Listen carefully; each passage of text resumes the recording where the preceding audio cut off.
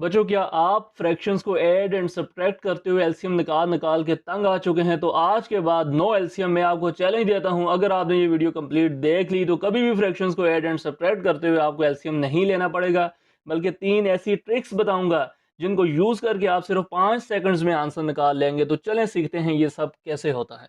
तो बच्चों, सबसे पहले हम ऐसी फ्रैक्शंस को ऐड एंड सब्ट्रैक्ट करेंगे जिनके डिनोमिनेटर सेम है। तो बच्चों, अगर डिनोमिनेटर सेम हो तो आपको कभी भी एलसीएम लेने की ज़रूरत नहीं पड़ती। तो आपने जस्ट करना क्या है, आपने डिनोमिनेटर्स को एज इट इज़ नीचे लिख देना है 4।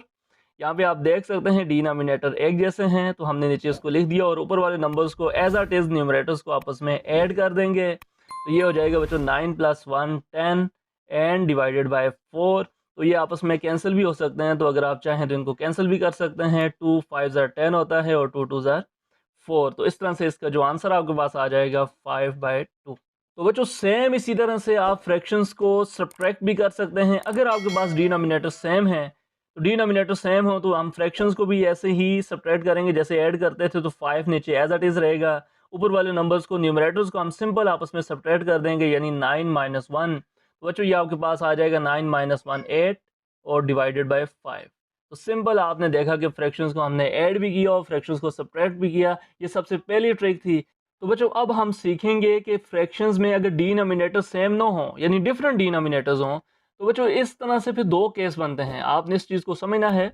दो केस इस तरह से बनेंगे बच्चों के यहाँ पे जो डिनोमिनेटर्स होंगे अगर ये डिफरेंट होंगे, तो इनमें हमने देखना है क्या ये दोनों जो डिनोमिनेटर्स हैं क्या ये एक दूसरे के मल्टीपल्स हैं। तो इस केस में आप देख सकते हैं बच्चों, ये दोनों एक दूसरे के मल्टीपल्स नहीं है। ये आप देख सकते हैं 5 2 के टेबल में नहीं आता। तो इस केस के अंदर बच्चों आपने क्या करना है, आपने डिनोमिनेटर्स को आपस में मल्टीप्लाई कर देना है। 5 2 10 और जो बच्चों ये ऊपर वाले नंबर्स हैं इनके साथ ये करना है क्रॉस मल्टीप्लाई कर देना है, यानी 3 को हम 2 के साथ मल्टीप्लाई करेंगे तो ये हो जाएगा 6 और 5 को 6 के साथ मल्टीप्लाई कर देंगे तो ये हो जाएगा 30।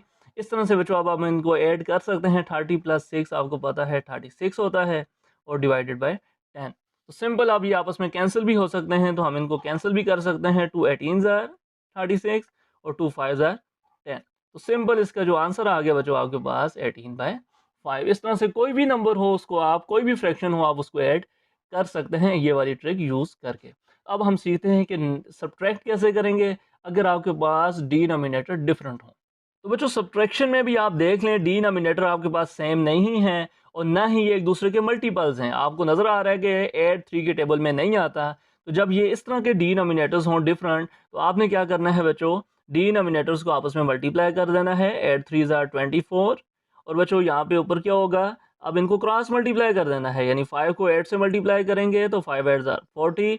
नेगेटिव साइन माइनस का माइनस रहेगा और 3 को 1 के साथ इसकी भी क्रॉस मल्टीप्लाई करेंगे तो 3 1 आर 3।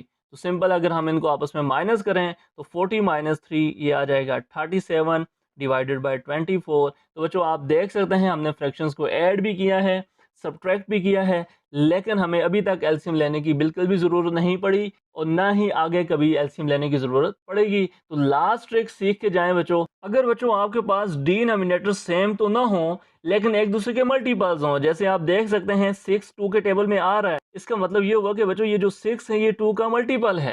तो इसका मतलब ये हुआ कि अब हमने कैसे करना है बच्चों, अब हमने डिनोमिनेटर सेम करना है।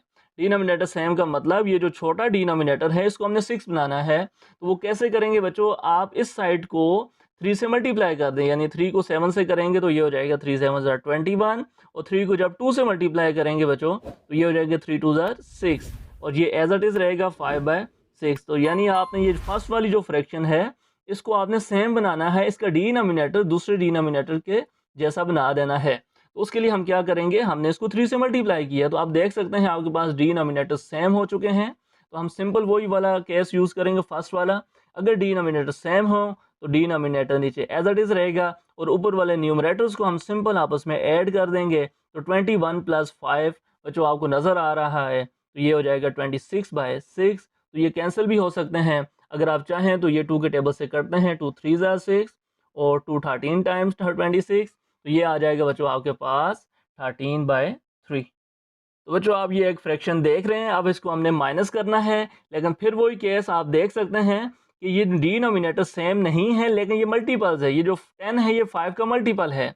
क्योंकि 5 के टेबल में आ रहा है। तो आपने वही काम करना है बच्चों, आपने डिनोमिनेटर को सेम बनाना है। तो सेम बनाने के लिए आपको पता है ये 5 है, तो इसको हमें 2 से मल्टीप्लाई करना पड़ेगा, तब ये इसके सेम हो जाएगा। तो बच्चों जब 2 से मल्टीप्लाई करेंगे तो 2 9 ज़र क्या हो जाएगा बच्चों 18, और 2 को जब नीचे 5 से मल्टीप्लाई करेंगे तो ये हो जाएगा 10।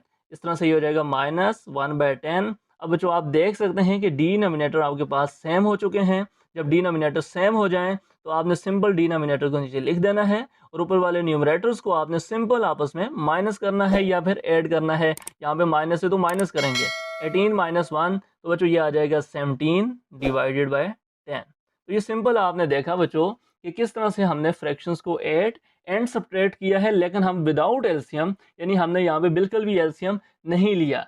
तो मज़ीद इस तरह की बच्चों इंटरेस्टिंग और मैथ से रिलेटेड डिफरेंट टॉपिक्स को समझने के लिए आप इस चैनल को सब्सक्राइब करें। अगर वीडियो आपको अच्छी लगी हो तो वीडियो को लाइक भी करें, अपने दोस्तों के साथ ज़रूर शेयर करें। तो बच्चों मिलते हैं नेक्स्ट वीडियो में, तब तक अपना ख्याल रखें। अल्लाह हाफ़िज़।